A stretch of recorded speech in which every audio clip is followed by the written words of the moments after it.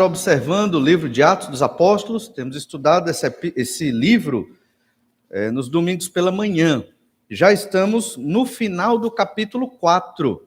Hoje nós queremos observar que a igreja unida, ela é generosa na obra do Senhor.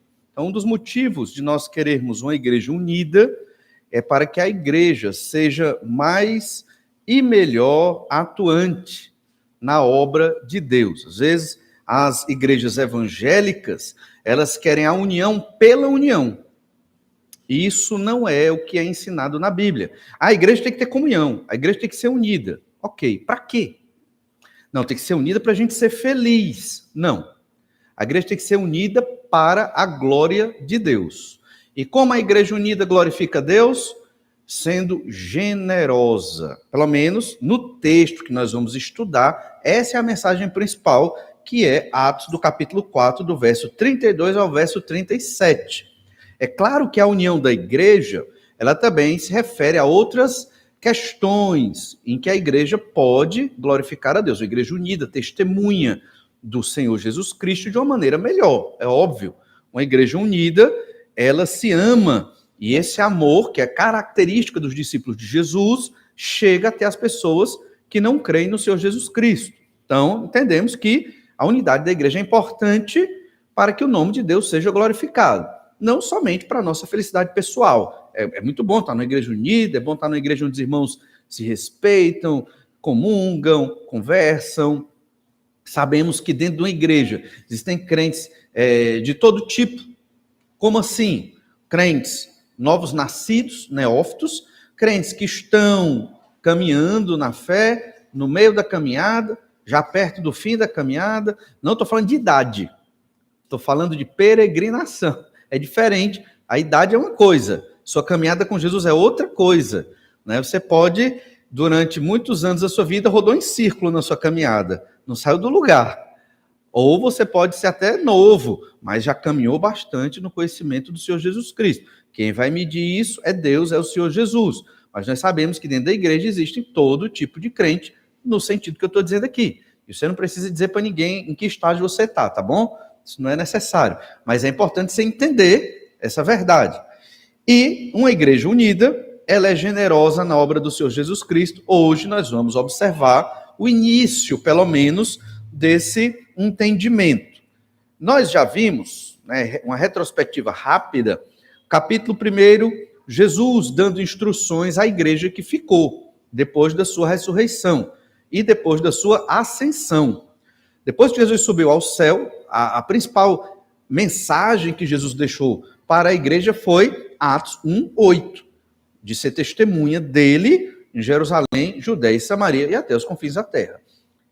O livro de Atos, ele foi escrito por Lucas, discípulo do Senhor Jesus Cristo, da equipe do apóstolo Paulo. Lucas era missionário junto com o apóstolo Paulo, da equipe missionária, mas um homem muito versado, e ele escreveu tanto o evangelho como o evangelho de Lucas, como o livro de Atos, inspirado pelo Espírito Santo de Deus, para registrar a história da igreja. Então, Atos é o início da história da igreja. Mas essa história, ela é baseada em Atos 1:8. Né? É muito importante dizer isso. Do capítulo 1 ao 7, nós temos ali o evangelismo em Jerusalém. Do capítulo 8 até o 9, nós temos o evangelismo na Judéia e na Samaria. Do capítulo 10 até o último, é o evangelismo até os confins da terra. Então, o propósito da igreja está muito claro ali no livro de Atos, na estrutura do livro, na mensagem de Jesus antes dele subir ao céu, que é proclamar o evangelho do reino de Deus aos perdidos. Essa é a missão da igreja.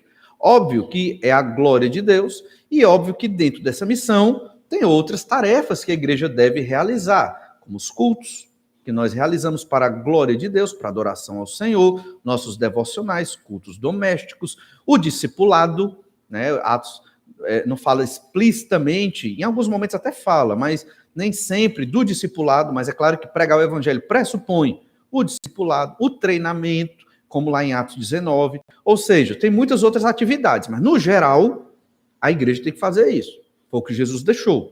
Se nós queremos ser fiéis ao Senhor Jesus Cristo, a igreja tem que cumprir essa vontade do Senhor Jesus Cristo. Eu digo vontade, mas praticamente uma ordem. Em Atos capítulo 2, desce o Espírito Santo, a igreja é capacitada, os covardes discípulos se tornam corajosos. No capítulo 3, eles pregam, capítulo 3 e 4, pregam no templo, são presos, muitos outros se convertem, já tem quase 5.000 convertidos naquela igreja de Jerusalém, um impacto em poucos dias. Lembrando que faz cerca de 2 meses que Jesus foi crucificado. Ou seja, aproximadamente entre 2 a 3 meses aqui. Ou seja, a igreja cresceu assustadoramente, só em Jerusalém. Milagre de Deus, projeto de Deus. E hoje a igreja, às vezes você acha a igreja pequena, mas a igreja do Senhor Jesus Cristo, ela está espalhada no mundo todo. A gente perdeu muita noção por causa das denominações, mas existem muitas denominações, além da nossa, que são fiéis ao Senhor, à Escritura, à Palavra de Deus, que são a igreja do Senhor Jesus Cristo também. Então é importante entender isso. A igreja de Jesus está espalhada pelo mundo, proclamando o evangelho do reino até a volta do Senhor Jesus Cristo. E então, depois dessa grande vitória que eles tiveram, foram libertos ali das autoridades, pregaram para o sinédrio e foram libertos, e a igreja orou, e a igreja, o local tremeu, e todos ficaram felizes com tantas vitórias, tantas conversões. Nós chegamos nesse texto que trata de como a igreja que proclama essa mensagem do evangelho, que vive segundo a palavra de Deus, em oração, mesmo sendo pecadores, mas cheios do Espírito e fazendo a obra de Deus, essa igreja prospera, segundo a vontade do Senhor. Não tem mágica. Não precisa de muito marketing, entende? Às vezes as igrejas hoje estão muito voltadas para um marketing moderno. Tem até, não é errado você usar um marketing digital, um marketing mais moderno, para que as pessoas conheçam a igreja. Mas não é isso que vai fazer a igreja prosperar e crescer.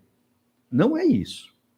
É a confiança no Senhor, a pregação do evangelho, uma vida de oração, os crentes vão se reunindo, vão se agregando e a igreja vai se fortalecendo. Esta igreja e outra igreja, qualquer que seja fiel ao Senhor. Então vamos ler Atos 4, verso 32. Da multidão dos que creram, era um o coração e a alma, ninguém considerava exclusivamente sua nenhuma das coisas que possuía, tudo, porém, lhes era comum. Com grande poder. Os apóstolos davam testemunho da ressurreição do Senhor Jesus, e em todos eles havia abundante graça. Pois nenhum necessitado havia entre eles, porquanto os que possuíam terras ou casas, vendendo-as, traziam os valores correspondentes e depositavam aos pés dos apóstolos. Então se distribuía a qualquer um à medida que alguém tinha necessidade. José, a quem os apóstolos deram o sobrenome de Barnabé, que quer dizer filho de exortação, levita, natural de Chipre, como tivesse um campo vendendo, trouxe o preço e o depositou aos pés dos apóstolos. A igreja prosperava, mais de 5.000 convertidos, a igreja enorme, e os servos de Deus ali estavam contribuindo. Por isso que a ideia é a igreja unida, é generosa na obra do Senhor. Observemos 3 aspectos aqui. Entenda que a igreja está começando. A nossa igreja hoje é uma igreja de 57 anos, é uma igreja do século 21. Aqui é uma igreja do século I. 20 séculos depois, aproximadamente. Então, a nossa igreja é bem diferente, porque já vem de uma tradição evangélica, protestante, principalmente bíblica, de séculos. Né? Então a gente depois, eu tenho prometido isso para os irmãos, em breve a gente vai ter uma disciplina aqui na igreja sobre a história da igreja, para entender a nossa igreja hoje, e por que nós temos certas práticas hoje, que ao longo desses 20 séculos, muitos erros aconteceram nas igrejas, até chegarmos a hoje onde estamos. Por isso escolhemos ser como somos, para estarmos mais próximos do que a Bíblia diz. Mas nós queremos observar 3 aspectos nesse texto. O primeiro, a igreja se une em um propósito. A igreja ela é unida aqui, nesse texto, não só nesse texto, no Novo Testamento todo fala disso, mas especificamente nesse texto, em um propósito. E esse propósito é Cristo, Jesus Cristo. A igreja tem que se unir em Jesus Cristo. Vamos fazer um retiro para a igreja se unir. Retiro é bom. Mas a igreja não vai se reunir com esse retiro. Ela não vai se tornar unida no retiro. Pode até piorar. Vamos fazer uma atividade para a igreja estar mais unida. Essa atividade não vai unir a igreja, certo? Não se engane. Porque a igreja se une com Jesus Cristo. E Jesus Cristo, nós aprendemos de Jesus, caminhamos com Jesus mais nos nossos lares do que na igreja. Quantas vezes nos reunimos na igreja? Quarta-feira, domingo de manhã, domingo à noite. Acabou. Com pandemia, com gripe e tantas outras coisas mais, diminuiu a nossa reunião na igreja, não é verdade ou não? Pois é. Então, a igreja, ela traz o ensino, sim. A igreja, ela traz o auxílio. Mas a igreja não vai conseguir, porque não há tempo para estarmos nesta união. Quem nos une é o Senhor Jesus Cristo. De modo sobrenatural, Jesus nos converteu. O Espírito Santo de Deus nos converteu. E pela fé em Cristo, que é comum a todos nós, por causa da Bíblia Sagrada e do Espírito Santo, é que nós estamos aqui. Certamente temos pensamentos diferentes em muitas outras áreas. Talvez não nos conheçamos profundamente como gostaríamos de conhecer, por causa dessa barreira tempo. Geográfica, aqui nós temos pessoas de vários bairros, até de cidades diferentes, que vêm para o culto nessa igreja. Ou seja, é muito difícil, né, termos essa unidade através de programações. Então não vamos ter mais papos, jogos e petiscos, não vamos ter mais retiro na igreja? Não estou dizendo isso. Vamos ter, mas essas atividades, elas são para a glória de Deus, elas são para nós podermos adorar o Senhor. E podemos até nos unir nessas atividades. Mas a atividade em si, a programação, não vai fazer isso. Quem faz é Jesus. É Jesus que nos une. Se você não crê em Jesus, como a Bíblia diz, isso aqui é estranho para você. Essa obra é estranha para você. Se você crê em Jesus, como a Bíblia diz, você se sente em casa. Você gosta da igreja. Mesmo, obviamente, com os defeitos que cada um de nós temos. Por isso, Atos 4,32 diz, da multidão dos que creram, mais de 5.000, era um o coração e a alma. Era um. Porque eles tinham o mesmo propósito. A alma deles estava orientada para o mesmo motivo. O grande trabalho na igreja para a glória de Deus é fazer com que os crentes tenham esta mesma alma, este mesmo propósito. Por conta da pluralidade de conhecimento, pluralidade de mídia, pluralidade de informação, a gente divaga. Entende? A gente se perde nos pensamentos. Veja bem, você é um jovem crente, amém, graças a Deus, lê sua Bíblia, e a vida do jovem é maravilhosa. Quando você entra na universidade, o negócio ficou mais sério. Quando você começa a trabalhar, mais sério ainda, o tempo diminuiu. E agora? Sofrimento, né? Que antes não tinha tanto sofrimento, agora aumentou. Agora eu casei, mais responsabilidade ainda, mais cobrança. Chefe, conta para pagar. Como é que eu encaixo o evangelho, a igreja e o Senhor Jesus Cristo na minha vida? Não tem mais tempo. Aí o jovem... Isso acontece demais. Se repete, a história parece que é um clichê no meio evangélico. E por que isso acontece? É porque, muitas vezes... Estou falando do exemplo do jovem, mas do exemplo dos adultos também, é claro, né? Muitas vezes nós não temos um propósito. O propósito é o Senhor Jesus Cristo. O resto transita em torno. Eu vou adequar a minha universidade, eu vou adequar o meu trabalho, o meu casamento, a minha vida ao redor de Jesus. Eu não posso perder meu tempo com Jesus, nem perder meu tempo de serviço na igreja ou para a igreja. Você pode não ter um ministério aqui dentro das paredes, mas você pode ter um grande ministério fora, levando o evangelho aos perdidos, fazendo discipulado. Ou seja, eu tenho que entender o meu propósito de vida como crente em Jesus. Senão, eu cairei no problema de ser mais um religioso, com a alcunha de evangélico, mas sem conhecer nada de Jesus. E então, lá em Atos 4,32, nós ainda lemos: ninguém considerava exclusivamente sua nenhuma das coisas que possuía. Tudo, porém, lhes era comum. Mas antes de entrar nesse segundo aspecto do verso 32, Vamos recapitular. Como eu já falei, Atos 4,4 diz que cerca de 5.000 se converteram. Muitos, porém, dos que ouviram a palavra aceitaram, subindo o número de homens a quase 5.000 convertidos. A igreja cresceu bastante. A palavra aqui para alma se refere ao aspecto central na vida do ser humano. A alma se refere à mente, ao coração, se refere ao propósito de vida. A alma é um negócio muito significativo, não era qualquer coisa. Era o cerne. O que é que ele caracteriza como pessoa?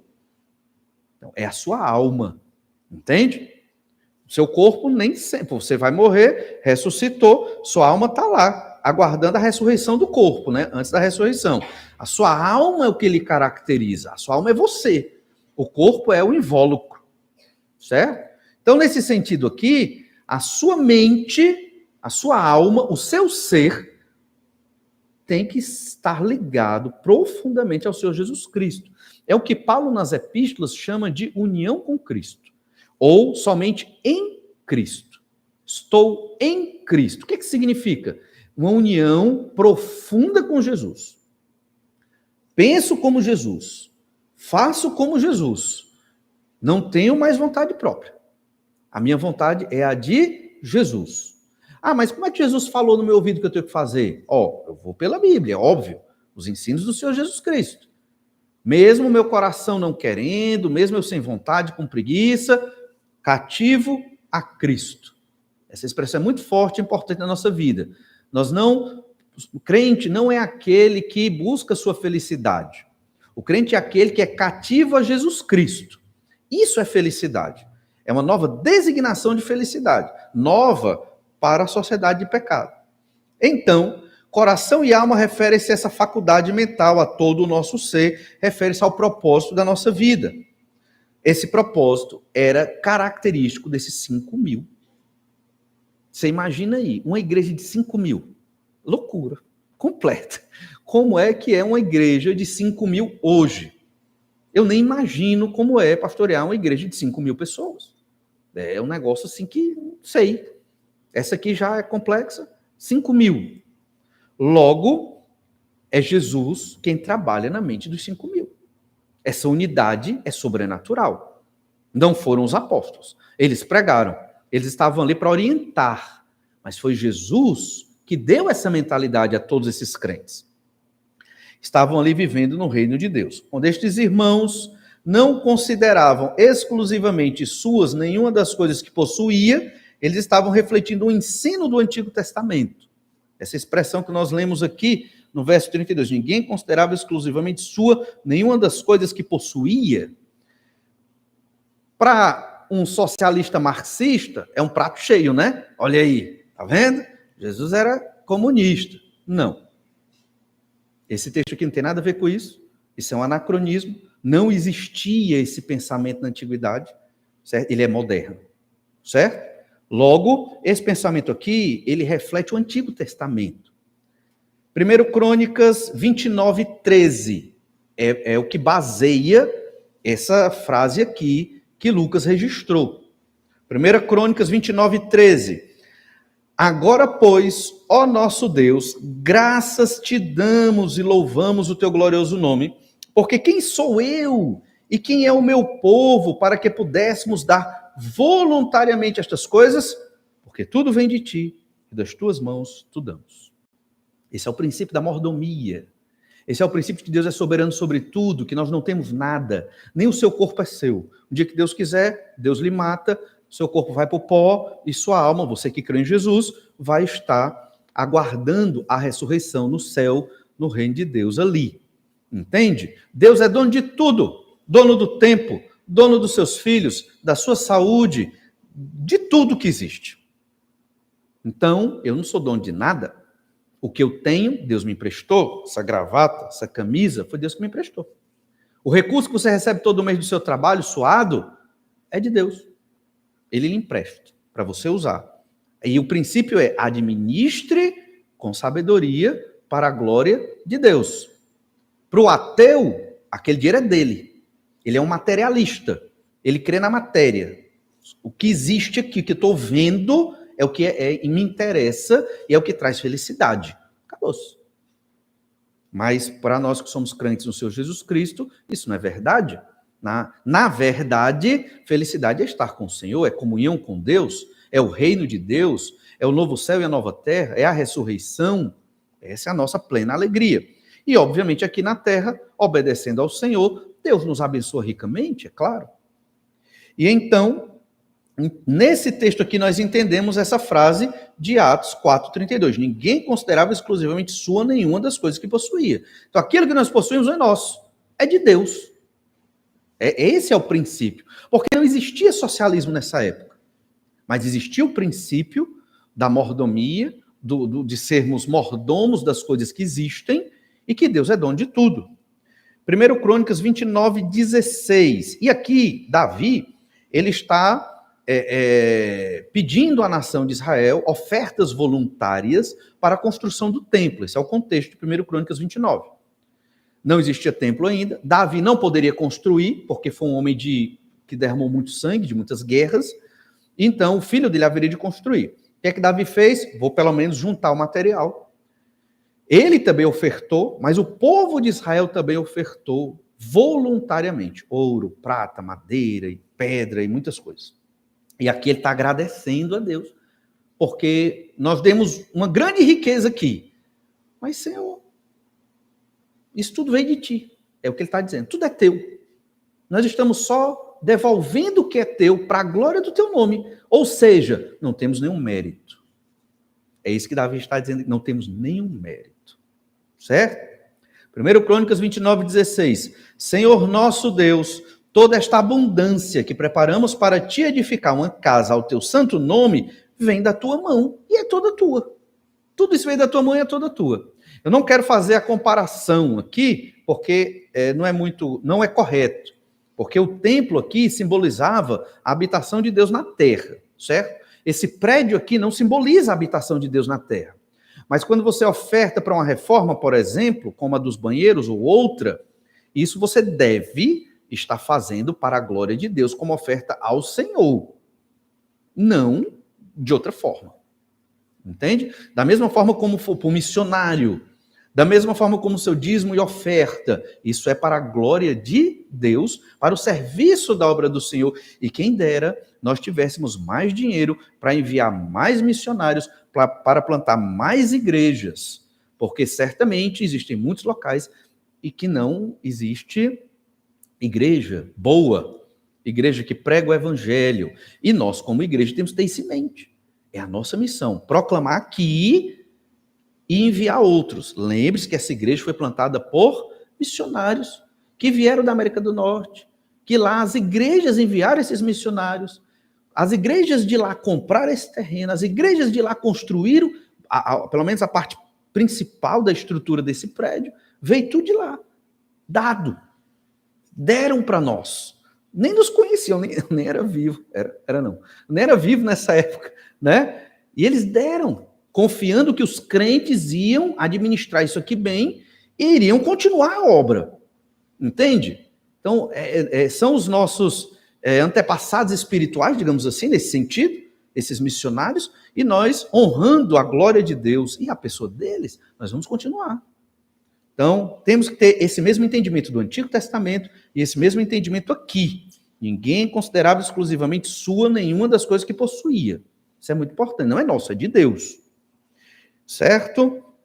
E ainda, em 1 Crônicas 29:15, nós lemos: porque somos estranhos diante de ti e peregrinos como todos os nossos pais, como a sombra são os nossos dias sobre a terra, e não temos permanência.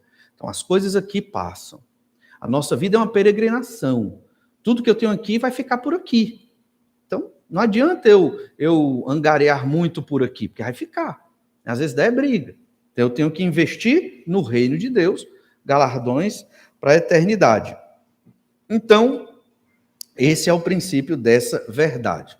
Mas uma consideração importante aqui, que nos auxilia, é que aqui não se está criando base também para campanhas humanitárias. Algumas igrejas, elas se tornaram evangélicas, igrejas evangélicas, se tornaram muito humanitárias. E é errado ajudar os outros? Não. Não é errado ajudar os outros.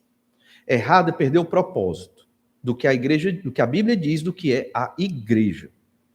A igreja não é uma organização humanitária. Não é uma ONG. O propósito da igreja não é este. O propósito da igreja é proclamar a glória de Deus aos perdidos. Mas a igreja pode ajudar necessitados? Pode, mas não é o propósito. Isso é muito claro. Por quê? Porque em vários momentos da história da igreja, século XIX, século XX, agora no século XXI, sempre existiram movimentos dentro das igrejas para que a igreja se tornasse uma ONG. E a igreja esquece de pregar o evangelho e se preocupa mais com os pobres. Então, a gente tem que ter muito cuidado para não desequilibrar a balança. O foco é proclamar o evangelho do Senhor Jesus Cristo. E nós podemos, obviamente, ajudar uns aos outros. Mas vamos ver os princípios bíblicos em torno de ajudar os outros. Olha Romanos 15, 25. Mas agora estou de partida para Jerusalém, a serviço dos santos, porque aprouve a Macedônia e a Acaia levantaram uma coleta em benefício dos pobres, dentre os santos que vivem em Jerusalém. Isso lhes pareceu bem, o mesmo lhes são devedores, porque se os gentios têm sido participantes dos valores espirituais dos judeus, devem também servi-los com bens materiais. Olha que ensinamentos profundos aqui. A igreja de Jerusalém, aqui em Atos capítulo 4, ela está se tornando uma igreja rica. Porque os mais de 5.000 convertidos estão ofertando dinheiro para a igreja. E os apóstolos estão guardando esse dinheiro. Essa igreja está ficando uma igreja rica. Mas aqui na epístola de Paulo aos Romanos, Paulo está dizendo para aqueles irmãos de Roma, isso aqui já no ano 50, 55 depois de Cristo, essa igreja, a igreja de Jerusalém já está pobre. A igreja já está passando por dificuldade financeira. Aqueles irmãos estão precisando de ajuda. Percebe? Então, em poucos anos, cerca de 20 anos aqui aproximadamente, a igreja que era próspera financeiramente, agora ela está carecendo de auxílio financeiro.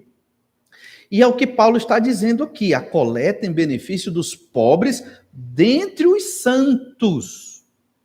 Quando a igreja se mobilizou no Novo Testamento para ajudar os pobres, no Novo Testamento, ela se mobilizou para ajudar os pobres crentes, os pobres da igreja, primeiros da família da fé, entendem? Mas, século XX para cá, surgiu uma forma inovadora de pregar o evangelho. Como? Nós vamos dar assistência social para as comunidades e aí nós pregamos o evangelho. A pergunta, funciona? Eles vão se converter porque receberam auxílio? Se eles se converterem porque receberam o auxílio, o pão, o medicamento e tudo mais, eles não se converteram por causa do Senhor Jesus Cristo. Ah, pastor, então não é para auxiliá-los? Não estou dizendo isso. Estou dizendo que se você quer auxiliar uma comunidade carente, auxilie. Mas não com o propósito de pregar o evangelho. Porque você está colocando eles na parede. É quase que uma chantagem. Eu estou te dando o pão, tu não vai crer no meu Jesus? Como é que a pessoa vai ter condição de dizer, não, eu não quero Jesus? É um ingrato, não é não? Percebe a condição que você colocou aquela pessoa que está vivendo a miséria? Você colocou ela numa condição que ela tem que mentir. Ela vai ter que dizer que vai crer em Jesus e ser evangélico. Por quê? Porque você criou uma situação, nós, criamos uma situação que aquela pessoa não vai poder dizer não. Não é verdade? Ela pode até dizer não, mas para os outros ela vai parecer uma pessoa ingrata. Entende? Nós ajudamos as pessoas, mas não com o propósito de pregar o evangelho. Certo? Pregar o evangelho é pregar o evangelho. Ajudar é ajudar. Quando mistura, normalmente surgem falsas conversões. Falsas conversões geram muito problema, porque você trata a pessoa como crente, mas ela não é crente. Então ela não vai receber bem a palavra de Deus. Isso vai gerar muitas dificuldades. Paulo, então, aqui, ele ensina também. Os gentios são devedores dos judeus. Devedores de quê? riquezas espirituais. Por quê? Isso aqui a gente viu muito na Epístola de Paulo aos Romanos. Porque o Messias vem dos judeus, a palavra vem dos judeus, os apóstolos são judeus, a base da igreja é judaica. Então, os gentios são devedores dos judeus a todas essas bênçãos. Se são devedores espirituais, né, por que não podem servi-los com bens materiais? Essa lógica, ela não está só aqui. Ela aparece também lá em 2 Coríntios, quando Paulo fala da oferta para missões. A ideia é que o missionário deve receber financeiramente, porque se ele planta valores espirituais, proclamando o evangelho do reino, é justo que ele receba o seu sustento. Então é o que Paulo está dizendo aqui com relação à oferta para irmãos pobres. Por que eu estou dizendo isso? Com muito cuidado. Porque muitas igrejas e pessoas usam esse versículo de Atos 4,32 e os outros que nós vamos estudar para dizer que é missão da igreja ser uma organização de assistência social aos pobres do mundo. Essa não é a tarefa da igreja. Entende? A igreja pode, em certa medida, até contribuir com isso? Pode, mas não é a missão da igreja. Se a igreja auxiliar os pobres da igreja, ela está cumprindo a sua missão. Se a igreja é rica, auxiliou os pobres da sua igreja, e ainda tem para auxiliar os pobres que não são crentes, amém, ela pode. Entende? Mas não pode inverter. Esse é o pecado. O que é a inversão? Primeiro a gente ajuda os pobres das comunidades carentes de Fortaleza. Depois prega o evangelho. Depois auxilia os pobres da igreja. Entendem? Está uma lógica errada. Inverteu-se o negócio. Por quê? Porque leram a Bíblia com uma outra ideologia que não é cristã. Esse é o problema. Olha 2 Coríntios 9, verso 1. Ora, quanto à assistência a favor dos santos, é desnecessário escrever-vos, porque bem reconheço a vossa presteza, da qual me glorio, junto aos macedônios, dizendo que a Acaia está preparada desde o ano passado e o vosso zelo tem estimulado a muitíssimos. Então, as igrejas da Acaia é uma província na Grécia, que se tornou província depois da dominação romana. A Grécia foi dividida em duas, né? A Macedônia e a Acaia. E as igrejas ali estavam prontas para ajudar. A assistência a favor dos santos, dos crentes. Então, por exemplo, nós temos igrejas do interior, tem uma seca enorme, os irmãos estão com problema de água. Irmãos, vamos levantar uma oferta para comprar carros-pipa, para ofertar para os nossos irmãos lá do sertão que estão com sede. Aí sim. É bíblico, bem bíblico. A igreja deve fazer isso. Né? Ou então, irmãos que estão passando fome no sertão. Aí a gente pode ofertar e auxiliar aqueles irmãos. É isso que Paulo está dizendo aqui. Então nós temos que ter esse entendimento. É muito importante lembrar também que naquela época, no século I, tanto os judeus, mas principalmente os cristãos, eles eram oprimidos pelo Império Romano. Havia guerra, eles não tinham direitos, eram oprimidos de várias formas, inclusive com muitos impostos que eles tinham que pagar. Então, muitos deles passavam fome, tinham necessidades. Por isso, as igrejas tinham que apoiar os crentes. Porque as igrejas também, podia ter um textinho na Bíblia, no Novo Testamento, dizendo que as igrejas apoiaram os escravos naquela época. Né? Que na época de Roma, os escravos não eram só negros, pelo contrário, eram mais brancos. Naquela época, os escravos eram mais brancos do que propriamente negros. O que é que eu quero dizer com isso? É que a igreja, ela não tem como meta seguir um espírito humanista, entende? De auxiliar as questões da sociedade moderna. Temos que tirar isso da cabeça. A igreja tem como meta proclamar o evangelho do Senhor Jesus Cristo. Auxiliar os santos nas suas necessidades. Leia bem a sua Bíblia com relação a isso. E é o que você vai observar. É muito claro.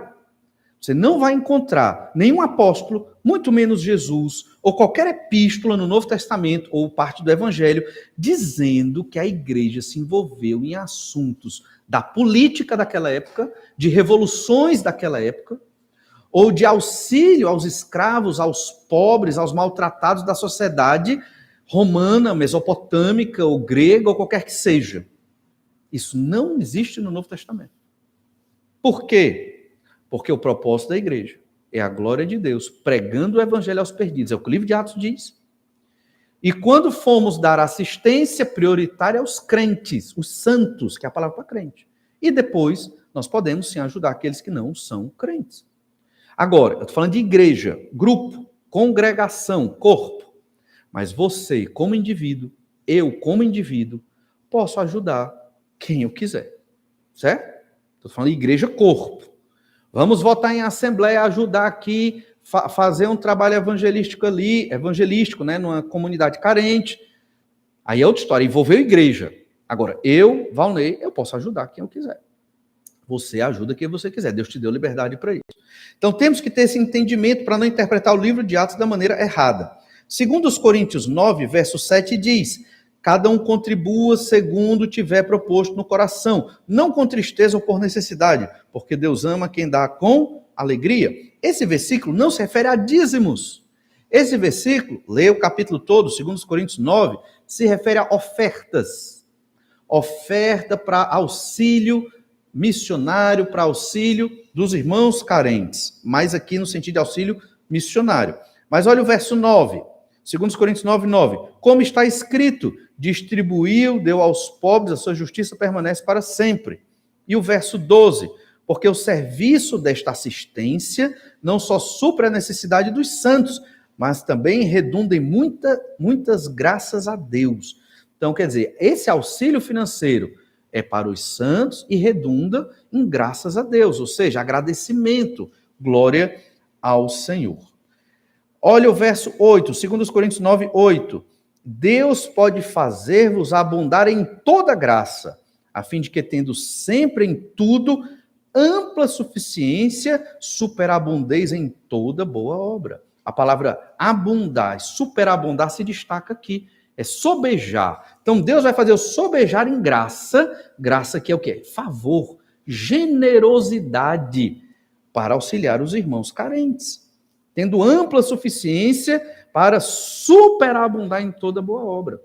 Então nós crentes temos que superabundar nessa boa obra de dar assistência aos santos, de cuidar uns dos outros. E o verso 13, visto como a prova desta ministração glorificam a Deus, pela obediência da vossa confissão quanto ao Evangelho de Cristo e pela liberalidade com que contribuís para eles e para todos. Então, ser liberal para contribuir, para ajudar os necessitados da igreja e até os de fora, glorifica o nome de Deus. Mas lembre-se, volte para Atos 4:32. Da multidão dos que creram, era um coração e a alma. O propósito deles era um, era Cristo. Ninguém considerava exclusivamente sua nenhuma das coisas que possuía. Tudo, porém, lhes era comum.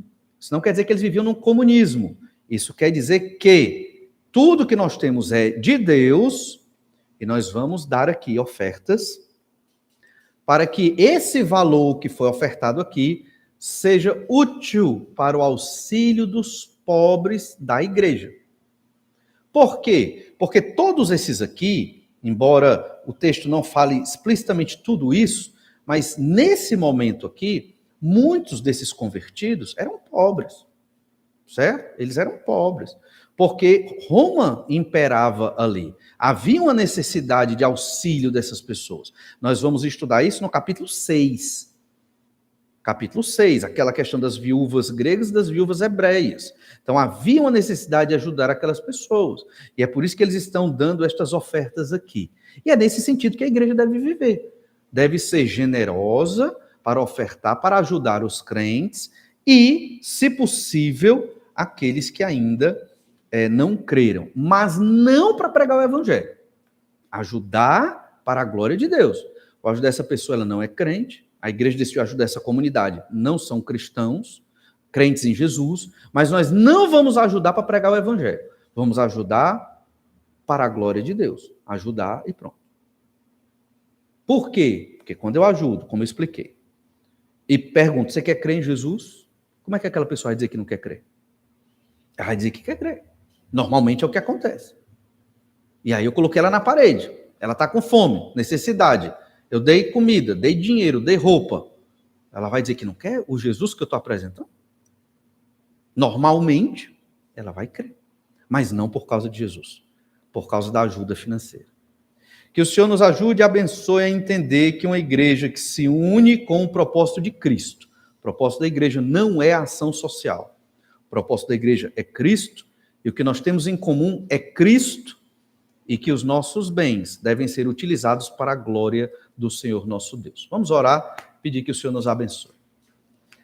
Te agradecemos, Pai amado, porque o Senhor é maravilhoso e cuida de nós. Nos ajuda para entender estas verdades e vivê-las. Faz-nos, ó Pai, sermos generosos para com os nossos irmãos e para com aqueles que ainda não creram no Senhor. Dai-nos sabedoria para pregarmos o Evangelho sem coagirmos ou pressionarmos as pessoas com estratégias humanas. Senhor Deus, só o Teu Espírito pode converter uma pessoa, transformá-la de um coração de trevas para luz no Senhor Jesus. Senhor Deus, usa a Tua igreja, o que nós te pedimos, para a glória do Teu nome. E é em nome de Jesus que oramos. Amém. Deus abençoe cada um. Vamos continuar orando pelos nossos irmãos enfermos e à noite estamos novamente aqui às 18h30.